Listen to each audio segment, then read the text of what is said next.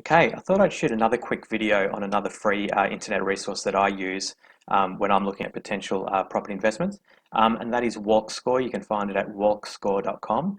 Now, what WalkScore is basically a number out of 100 that the algorithm gives to a potential or to a property to tell you basically how walkable something is. So how easily it is to get to the amenities that you need to by foot.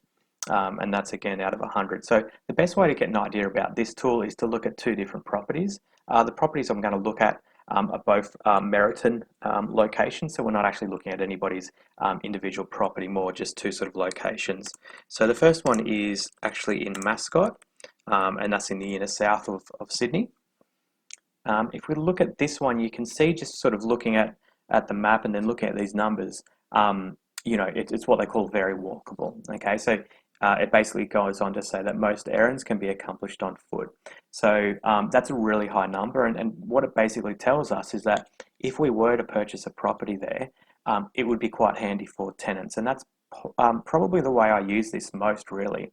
If I'm looking between two different properties, and one has a lower walk score and one has a higher and everything else is equal, then I might be sort of leaning toward this one, I guess. So it's not the be all and end all. It's not, it's not a measurement that you can just take a walk score and go, it makes a fantastic property.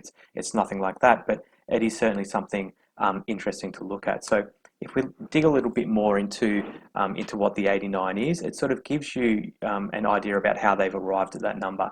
And this is their own internal methodology, it's their algorithm, but it just gives you an idea about, between dining, drinking, shopping, parks and all that sort of stuff, why they gave it a score that they did.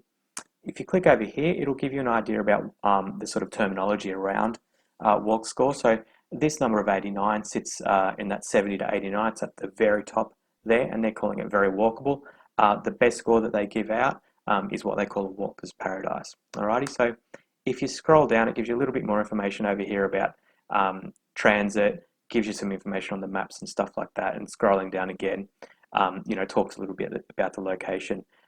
This website's a little bit different to some. It's got quite a lot of sort of support from advertising and stuff like that. It's a little bit more clunky, I dare say, but nonetheless, for a free resource, it can give you some pretty interesting information, especially around transport and how far you are to different lines and where those rail lines go and stuff. So look, that's the first one we'll look at, and that's in Mascot, in the inner south of Sydney. The second one is another Meriton block, and that's out at Lidcombe, in the sort of west of the city. Looking at the score here, very different to that number we saw there with Mascot. And again, it says here, it says car dependent, that most things you do are going to require a car. All right, so if you're looking at a property in this thing, then it's important to be looking for something that has a garage, or at least access to car share or whatever it might be. So again, you can sort of scroll down and get a little bit more information about this location and all those sort of same things we saw before. So look, this is again just one resource that I do use, but I consult it quite regularly. And it's an interesting thing to note, especially when you're looking at things from a tenant's point of view.